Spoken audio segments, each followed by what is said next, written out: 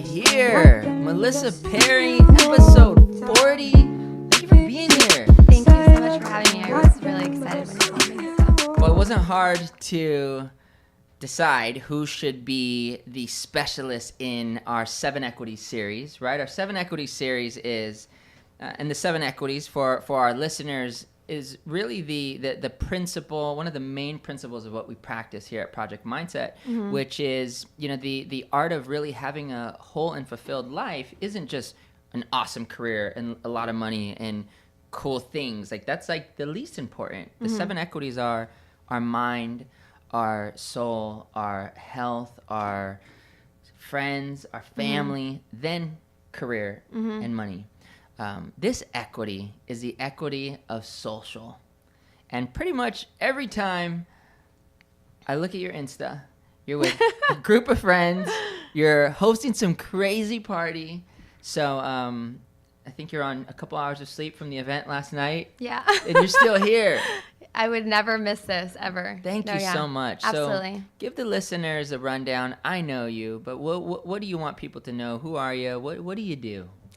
Yeah, so my name's Melissa Perry. I sell cars. Yes. I am actually the brand manager for Rolls-Royce in Orange County. I've been selling cars for almost 15 years now. Wow. For a long time. What kind of cars did you start selling? I started with Ferrari. Wow. So right out of the gate, it was right out of the gate. Boom. Yes, I think. Well, I'm not going to ask how old you were when you started, also, but you must have started when you were like 12 then. Yeah, right. I wish. But, Thank you. Yeah, I started in my early 20s. Yeah. Yeah, I started in my early 20s, and I was approached by Ferrari. The gentleman that owns Ferrari of Newport Beach also owns other locations in the U.S., and I happen to live in San Diego. Wow. And they actually heard about me in the marketing world. So I was in marketing and advertising sales. And so I had kind of developed this platform for exotic car dealers. Interesting. That didn't really need to advertise. So I created an event platform that they caught interest in, and they just learned about me. And did you have an interest in cars? I knew nothing about cars. Zero. So you had skills with marketing and sales? Yes. Okay. So their mentality was that if we can't teach what you have, but we can teach you about cars. And we'd love to take an opportunity. It was something new for them. They'd never really, with the car industry, I mean, I would say people work, I'd say 15, 20 years to get to the exotic car world. So they're in the business for a long time and kind of learn the business and learn that the aspect of sales or managing. And for me, they just wanted to give me the opportunity. How cool. At first I was like, I don't want to be a car salesman. Right. So I don't think this is for me. But then a year went by and they still were interested. So I said, I'll give it a year. I guess it's a little different when it's Ferraris. Yeah, I didn't think about that in my mind. Yeah, I mean, I was so young that I was thinking. How did you do when you started?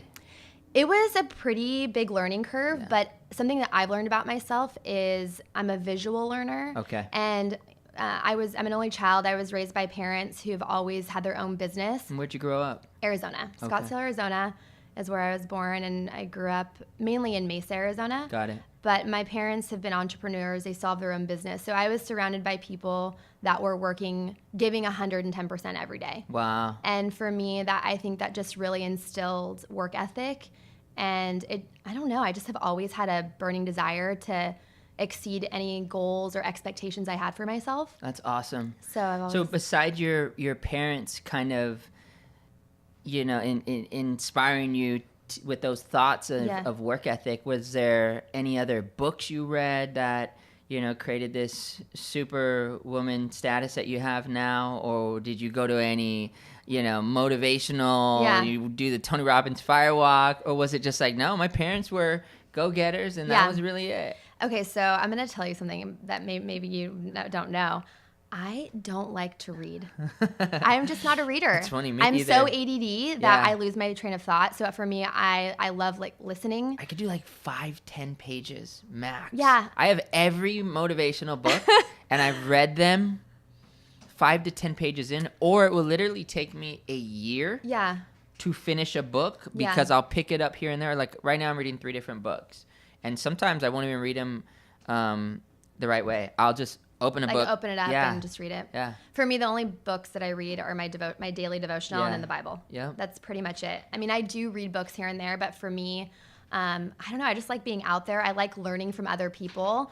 Like I'm a visual person. So for me, I caught on really quickly in the industry just because people were giving me the time to invest in me. So, and I just would wing it. I mean, well, and you're rocking it now, right? Thank I mean, you. like, Thank how you. many Rolls Royces did you sell last year, and how many will you sell this year? Last year, I think from the numbers that I saw, I sold 83. Cool. 83, maybe. Yeah, around 83. And you do about the same thing this year or a lot more? My intention is to do more. So Okay. I was actually not working every month. So the past 2 or 3 years have been also a health journey for me. Yeah. So I probably was out for the year from like in and out from May until September actually. Jeez. So I didn't even have like the ability to actually put all of my work effort like into the year. Let's talk a little bit about that, and before we get into this aspect of social. So what happened? It's a really long story, so I'll put it as short as possible. I was flying to New York for work, and I'm a believer. Jesus is my life, and even more so after what I've gone through. And I was on a plane. I ended up passing out and having a seizure. Out of nowhere. I've never had a seizure before. And it was an emergency situation where they had to do an emergency landing. Wow. I think I was out for 15 minutes. I woke up blind. Nothing like that had ever happened to you before? Never happened. Oh my goodness. Woke up blind mid-flight. And this was last year or the year before last? This was June of 2017. Okay. So it'll be 2 years this June. And I had no idea what it was. They thought something was wrong with my brain. Wow. So everyone assessed me. There were a God thing. My mom was on the flight. She Yes. wasn't supposed to be on the flight. Wow. There were 2 doctors on the plane. They weren't supposed to be on the plane. Oh my goodness. So I felt, that God was really watching over me. And long story short, I ended up having a cyst that was as large as a grapefruit. It took up 90% of my lung. Oh my gosh. And in altitude, it had expanded and it cut off the flow of the blood to my brain and my airway. Wow. So if it wasn't for my mom being Yeah. next to me, everyone would have thought I was asleep. Oh So, my gosh. Fast forward almost 2 years later, I've went through 3 lung surgeries and been attached to an IV bag, going to the hospital twice a day, every day for infusions. And for me, work or what I do is I think also played a part in getting me through it and keeping my mindset positive and not letting my health and what could have happened affect my happiness or my life. I didn't want that to take over. All I know is that I would see photos of you and you're in the hospital, right? And you've got the IV attached and you're talking and you're telling, I'm okay. And then like 48 hours later, you're hosting a party at some $30 million mansion. I'm like, wait, right? Yeah. And so you just can't be stopped. I wasn't going to let that ruin. I guess I wouldn't ruin my attitude about life. Yeah. I wasn't going to become angry. So for somebody who's a believer, right? Yes. Like, God has your back. 100%. When you go through something like that, what are you telling yourself? It's interesting. People ask me that and kind of what I went through mentally.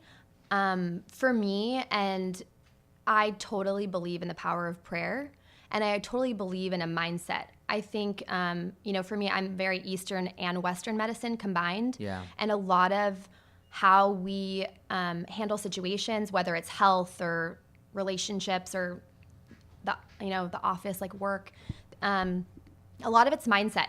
So if you're constantly telling yourself you're unhappy or constantly telling yourself you're sick, or if you're constantly in a negative state, your brain begins to communicate with your body, and you very well, you basically create that for yourself. So I didn't allow myself to create any negativity. And for me, like, God removed all fear from my life in that moment. Like, I was given a lot of really scary news and we didn't know what the outcome would be. It was, let's just put it this way, it could have been a lot worse. Yeah. And they didn't expect for me to recover so quickly. And my last surgery was pretty much a miracle. Wow. No doctor could explain how how it turned out the way it did because my scans showed completely different. So when I got out of surgery, the top surgeon in the country, lung surgeon at UCLA, came into our room, and it was a very emotional moment because he said, I don't even know how to describe it. Like, your scan showed the infection was completely different, and when I opened you up, it's like you had no infection inside of you. Wow. And I mean, obviously I knew like I had been healed, and a lot of prayer, and I don't know. I think when you train yourself to wake up every day and to be able to be thankful for even like the most difficult of circumstances, it makes you look at those circumstances differently. You see it from a positive aspect. When you change the way you look at things, the things you look at change. Absolutely. Yeah. That's amazing.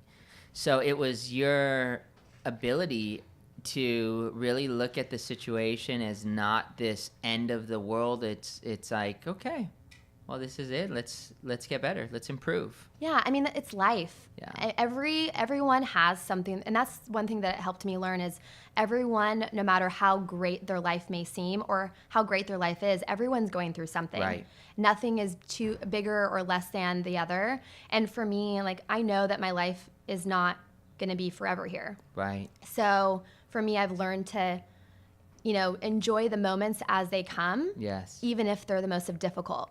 Because it helps you to grow as a person. Yeah, and absolutely. it helps, as much as you might not think about it, it helps for other people around you. It can help them too. Yeah. And help them to see a different perspective. Well, I know you've inspired me.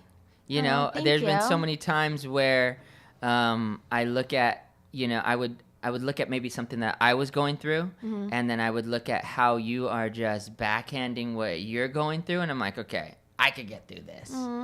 So just know you've made a major impact on everybody and I'm sure a lot of people you don't know. Thank you. Yeah. There's just something else. There's an intention to help and serve that I don't always get to experience when I throw a for sale sign up in front of someone's house. Yeah. Totally. And I think going through crazy things in life and getting rocked, it can really cause us to look at what's important and say, what am I doing? Yeah, and that's why I always try to, it's funny, like I saw this quote the other day. It said, when you're going through hell, keep going. Like, don't hang out there. Yeah. Keep going. Absolutely. That's not a stop sign. That is a green light. Yeah. I totally believe that too. Well, you're a rock star. Thank you. Yeah. So let's talk about these parties and how you do this. Yeah. Right? Let's talk about these relationships that you have, these friendships. Like I always see you in a large group with your friends. What are your 3 keys? Should we talk about the parties or should we talk about the friendships first? You want to talk about the friendships first? Let's talk about the friendships. Let's talk about friendships. What are your 3 keys? What are Melissa's 3 keys to extraordinary relationships? Oh my goodness. Okay. So I would say the 3 keys to an extraordinary relationship is, for me, and something that I've learned is I like to give a certain way in terms of I like to go out of my way and be myself and be my person and not expect that of other people. I think for me, like, I'm very intentional with the people that I hang out with. Right. But I have that FOMO problem. I don't know if you ever have that, but I have FOMO, and that's, I think, the only child in me. It's like I always want to be in a bunch of places at one time.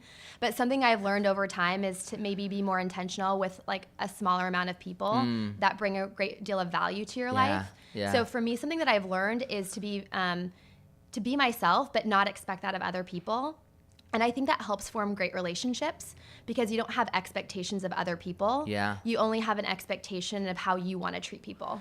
Well, and it seems like it's a bit of a weight off of your shoulder too. When I think about that, like, just be yourself. Don't expect that from anyone else, because it's like, I'm not expecting anything. I'm just gonna show up and be me. Yeah, and I think for me, that's in turn developed great friendships, and a lot of them. Yeah. Just because people are, I think, reciprocal to that, is that you don't put pressure on. I feel like when you put pressure on yourself and other people, it doesn't work well. Right. And I think people feel that. Yeah. If that makes sense. Yeah, absolutely. And I think the magic happens when you're just present. You know, it's like when we have an agenda, one of the affirmations that we have at Case, my real estate company, is, you know, I let go of my agenda and focus on making a difference for others. I let go of my agenda and focus on making a difference for others. Because I think it's so easy to show up to something from a space of what's in it for me? What am I going to get? Which is such a weird feeling when you're in the presence of somebody that wants to get something from you. But you can feel it though, can't Oh, you? yeah. Yeah. Absolutely. Yeah. Yeah. Yeah. Which is why you're like the coolest car salesperson on the planet, Oh. you know, because that's not you. Yeah. And it's funny, I think when you look at car salespeople and real estate people, we're like in that same category in terms of like the most respected professions. Let's keep it real. We're not at the very top. Yeah. When you think about it, though, shouldn't we be? Yeah. You know, because what you're doing and what I'm doing, it's a very awesome experience. It is. But so many of the people that are in these industries with us, their focus is, I'm going to show up and get something. I'm going to close this. I'm going to, you know. And that's what the problem is. I think that's where they miss the mark. Yeah. And it goes beyond just a job. Absolutely. Yeah. Yeah. What's number 2 for you? Making time. Making time. Yeah. Yeah. I think making time for others, I feel for me has been able to help me develop really great relationships. I mean, making time for myself, but I think making time, like taking the time to call someone, even though awesome. like your day may be super busy, especially the industries that we're in. I mean, I'm sure like you or like myself, you're 24/7. Yep. You know, if a customer calls, you know, usually you'll pick up the phone, maybe not always. Yeah. But for me, I think something that has helped me really form great relationships is making time for others and being intentional with that time. That's awesome. Yeah. One side note, why do you think that your transactions, because at the end of the day, it is a transaction, Yeah. right? Just like people are trying to take what we do out of the equation and make it all happen on the internet.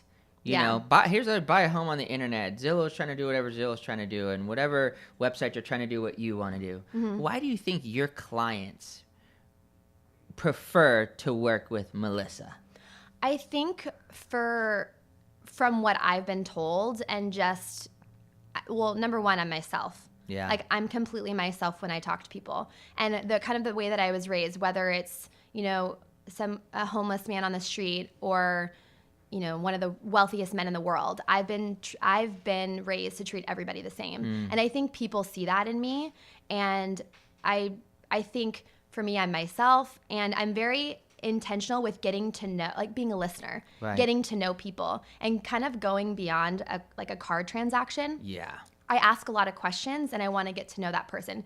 Everyone's different. And that's part of my job. What I love most is that I meet some of the most influential people in the world and people that have such interesting jobs, backgrounds, you know, how they started. And I want to get to know that because that's also part of my job, what I love. It's not about how many cars can I sell or how much money can I make, because over time, it's only going to satisfy you for so long, you know? So having a genuine interest. Yeah, having a genuine interest. That's awesome. And really loving what you do. And I love what I do. And there's like a whole aspect to selling cars, in my opinion.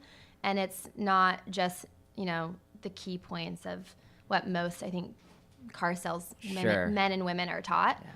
But yeah. What was the quote that you had that we were talking about? We were talking about quotes earlier. Yes. It was really good. So this is a quote that I actually just heard on a TED Talks, and this is something that helps me to like get through like stressful situations or just to look at stress differently. It says, chasing meaning is far better for your health than avoiding the feeling of discomfort. Ooh. And I think that can go in terms of personal and also business, because some people don't like the feeling of discomfort, whether it's like addressing something with a friend or going out on a limb to befriend someone or to, you know, to kind of take hold of a situation, even though it might be like an uncomfortable situation. Yeah. And my friend read a book, because as you know, like I don't like to read that much. She was telling me, she says people that have intention and kind of go out of their way to address, like to be able to be maybe like the first one to start a conversation or the first one to address a situation, tend to be more successful in life because they're taking hold of like the environment that they're Right. in and able to create something through that. That's so good. Yeah. Yeah. Yeah. And being cause in the relationship. You know, I think that's a powerful thing to look at when you think about like, well, how am I being of cause? Like I hear a lot of what you're talking and you mentioned a lot about intention. When we really think about like, what is the intention that we would like to experience and create in our relationships and our friendships? Yeah. I think for me, I had to do a lot of soul searching to figure out what makes me happy and what is going to make me happy to have a long-term career in whatever I'm in. And I think like the core of it is being a happy person and enjoying what I do. And I think in regards to all of that, the people that I sell cars to and, you know, that I am able to network with see that. And I think that's kind of how it feeds off to me, creating an environment where people feel like it's more than just buying a car. Like you genuinely care about me as a person. And having icebreakers. I mean, most of the people now that I talk to, I do kind of chime in everything that happened with me health-wise, because I think for them that allows a wall to be broken down. Absolutely. And I love doing that with people. That's really cool. You know, have a wall. Well, you've motivated me to save up for rolls. Yeah. You better not go anywhere else. Sprinkling that into my wife's mindset, like, hey, you know, pretty soon I'm going to be calling Melissa. That's right. So what's the number one in relationships? What's your number one? For work or just in general? Just in general. Number one for relationships in general. Oh my gosh. Let me think about this. I would say I was trying to decipher between one and the other. Being a good listener. Yeah. We were just talking about that earlier. Yeah. I would say being a good listener. The quote that I saw there was two. One was, the quieter you become, the more you can hear. Love it. Yep. And then the second one I saw, we were just talking about this, is that the word listen contains the same letters as the word silent. Like, oh, that's really good. Because if you think about it, if you had someone, I just thought about it as you were talking, if you had someone tell you a story and then you listen to that story and then you had them tell you that story maybe 2 or 3 more times, what certain things would you hear during those 3 different times that they tell you a story? Absolutely. And just I think for me, I can always be a better listener. I don't think I'm a pro at it. I'm learning as I go, but that's a really good reminder. And having an intention that's what I want to do. I think it's so easy to show up to the relationship of what am I going to say? Yeah. Or being in a conversation and feeling like, how am I contributing to this? When really it's just about being there for other people. Yeah. 100%. Yeah. And I think that's when people can see your authenticity. Right. And I think that plays a huge part in it. That's awesome. I would say that is my second thing in relationships is being yourself. Yeah. Because you can't please everybody. And if you're consistently trying to please people, it's like you're constantly changing yourself based on the environment and based on the people that you're around. So I think me being myself at all times, and some people may not like it. Yeah. It may rub people the wrong way. I may be too intense or too intimidating at times to some people. I think for me, always being myself, I think that's helped me, and people see consistency in me. That's awesome. Yeah. It's awesome. So let's talk about these parties then. Yeah. Right? Okay. I mean, I don't know how many of these you do a year, but I'm always seeing you do these huge functions with this magazine, and it's like the unveiling of the new car, and how many big events do you host a year? Okay, so with the company that I work for, we have to do at least one big quarterly event throughout the year. So 4 large events. For me personally, and just how I do business is I like to host an event at least once a month. Okay. Besides those events. Right. And these are the ones where... So you ended up doing 16 events a year. Literally. Yeah. Yeah. But that's, for me, that's how I've grown my business over the years that I've been selling cars is basically creating relationships and getting to know people. And it's not about selling you a car. It's about coming together, getting to know one another, you getting to know other clients that I work with, and creating more of a family style business. That's awesome. Yeah. And I think this part here will really resonate with a lot of our listeners because, we have artists, fashion people, real estate people. And I think I really believe in that idea of, yes, it's networking, but at the end of it all, it's really creating connections with people. Yeah. So why do you do these events? For me, I like to think outside the box when it comes to sales, because that's basically my job is sales. And, I don't need to reinvent the wheel. Sales, it can be applied to any industry. Absolutely. For me, I would say I wanted to start doing this because Rolls Royces are not necessities. Right. It's not. I kind of feel like I need one. Well, I can make that happen if I want to. But I would just say it's a luxury industry, and they're not a necessity. And it's really not about the fact that I have this particular car that someone has to have. Let me ask you, this is a totally different subject, okay, but it's kind of the same thing. How common is it that somebody goes onto the lot and totally was not thinking about buying a Rolls Royce? They were just looking, and they end up doing it on the spot. It's very rare. I think with Ferrari buyers, when I worked for Ferrari, it was more of that way. Interesting. But with Rolls Royce, it's different. Interesting. It's very rare. Okay. That's why you kind of have to cultivate. I might be that rare situation. Oh, okay. I love that. It does happen, but it is very rare. I would say I'm just curious. Last year alone, I would say I couldn't even count on like less than 5 people. Okay, yeah. Yeah. But I've had people come in and just, this is the car I don't need to negotiate. Right. I just they're a little bit more custom. Yeah. Is what I see, from the stitching and the materials. It's like you really think a lot about, what color of the interiors you want and, all the little additional trim. It seems like you can customize a lot more on a Rolls than a Ferrari. Could be wrong, but I would say yes. I think Ferrari's pretty standard. I think you can go pretty crazy with Ferrari, but I don't think the mentality of that brand wants you really to think outside the box. It's like very standard and what will resell well. Yeah. With Rolls Royce, they definitely think outside the box. That's why I love working for them. And I design the cars for the showroom. Wow. So I get to do that too, which is cool. So cool. Yeah. So your 3 keys to making a successful, it's hard to call it a party because it's really a luxury networking, collaborating, because there's always a magazine involved, champagne company involved, the hotels involved. Yeah. A lot of times it's a property that's $30 million and the property is also for sale. Absolutely. Right? How do you put it all together? I would say for me, the 3 things that come to mind is before you plan anything or before you even have an intention to move forward with like an event is you need to know what your goals are. Yeah. Like, what is your goal doing this? Right.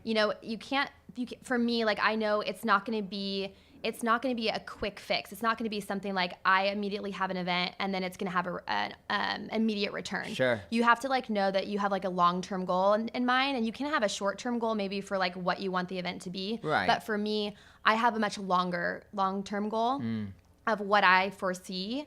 And that's for me, a lot of it's like building relationships and being able to get in front of people that I normally wouldn't. Awesome. And you don't even know what people through them you could meet. But for me, like, I would set like goals.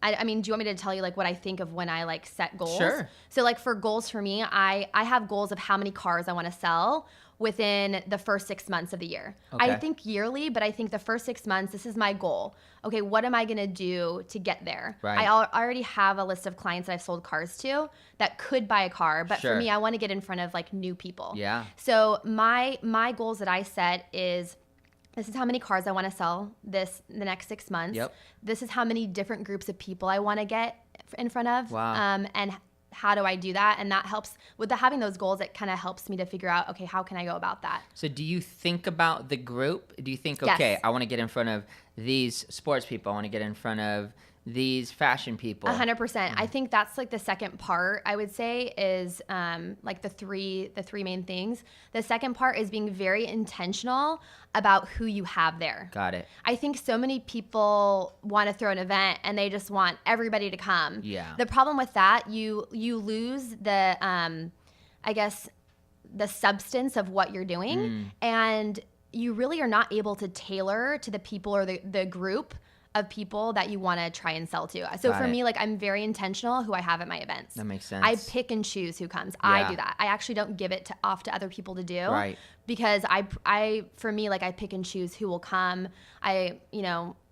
And also taking care of previous clientele.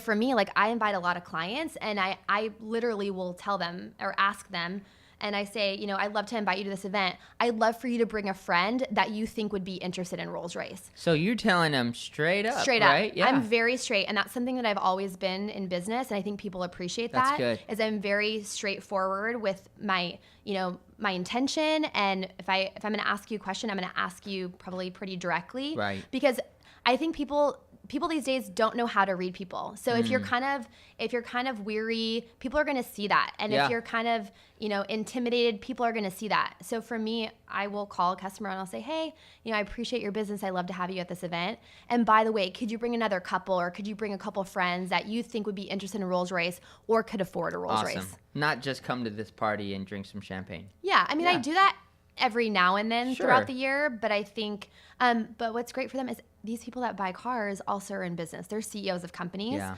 And so they also want to network, and they also want to meet other people that they could invest with or do business with. So it's like a win-win.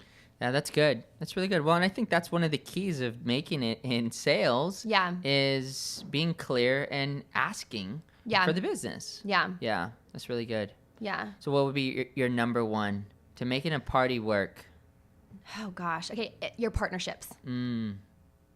I think who you align yourself with. Yeah. And I think for me, I've gone through, different circumstances where you kind of have to test and feel out, who would be, great partnerships Sure. for you or people that you'd like to work with. For me, once I find my great partnerships, I stick to them. Yeah. And I don't veer off of them. And I think so many people, they want to do all these different things, and you don't need to make it complicated. Once you have a great formula, just keep that formula. Yeah. And, you can change up certain things. Like you can change up the location. So you can change up the homes. Sure. But for me, I have core partners that I know not only bring to the table the 5-star service and the 5-star reputation like Rolls-Royce has, Yes. but also too, it's also a great avenue for their clientele that you'll never be able to meet unless you knew them as well. Well, and it goes back to that consistency. Yeah. You know what you could count on when Melissa shows up. Yeah, I think when people, and I have been told this because I do like to ask clients for their feedback, they know what they're going to get Right. when they come to my event. So that's why they're more, that's why I'll get people that will fly in. I'll get people that will drive 2 or 3 hours down to Orange County. And while I'll get people who, have crazy jobs and businesses, but they make the time to come because they know that they're going to get a great experience. And I think when you build that consistency, that's when more people want to come. And that's when more people in that world that I sell to that's how they become familiar with me. People that I don't even know. That's awesome. Yeah. That's really cool. Thank you. Well, you're the ultimate party thrower. Thank you. But not just that, it's I think who you are in your circle. And the influence, like I said, that you've had on me and my life, and as I've gone through certain things, I think about what you've gone through, and it's inspired me and pushed me to be better. So my final question is, what do you want your friends to know, right? When you think about how you want people to remember you, right? What do you really think about? I want people to remember me, or I would say I would want my friends to know how much I appreciate them. Yeah. And how much other people have played such a large role on my life and my career at being successful. I think a lot of people, don't realize that they motivate me to be a better version of myself. And it's not only God does that for me in my life, and I'm constantly, trying to be more like him every day that I can, and to really my ideal version of myself is to be like Jesus was. And I think that's what I'll always strive for, for the rest of my life.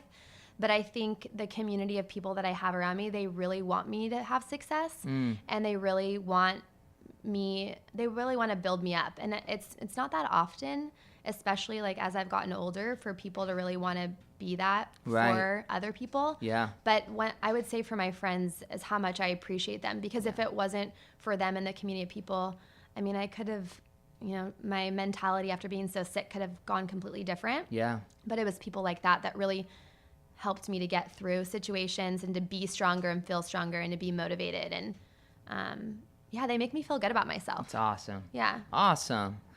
Well, I really appreciate you taking the time. Thank you. Mom's here hanging with us. Thank you, Mom, for being here. This was really cool. Yeah. And one of the things I'm constantly hearing, I'm getting asked, how come, when are you going to have more female guests? And so I really appreciate you taking the time. I appreciate who you are. Thank you. And how can people find you? Well, you can drive to Irvine, to Rolls-Royce of Orange County. No, I work in Irvine, so Rolls-Royce Orange County is over there. But on social media, at Melissa Perry. Yeah. It's just literally my name. I don't know how I got it. So cool. Melissa Perry. And you can find me. Yeah, come by, say hello. Buy a Rolls Royce. Buy a Rolls Royce. Come Absolutely. and hang out. Like, it's literally, you need to come and hang out. It's a really cool environment. We have a great area where people just like hang out on couches with their computers, and it's like I'm a gonna whole hang vibe. out there. You totally should. Buy a house from me. Yeah. Then buy a Rolls Royce from you. 100%. We should totally get some sort of referral thing going. Like, they buy a house from me. We make a credit to Rolls, their down payment. Let's do this. Or then we'll throw a party afterwards at the house. They buy a house from you, and then we pick them up in a Rolls Royce and take them to dinner. That is the day. Do you know what I'm saying? Yeah. And vice versa. Yeah. I got you. Awesome. Well, thank you so much for taking the time. Melissa Perry. Thank you. I really appreciate it. Project Mindset. Thank you. Thank you.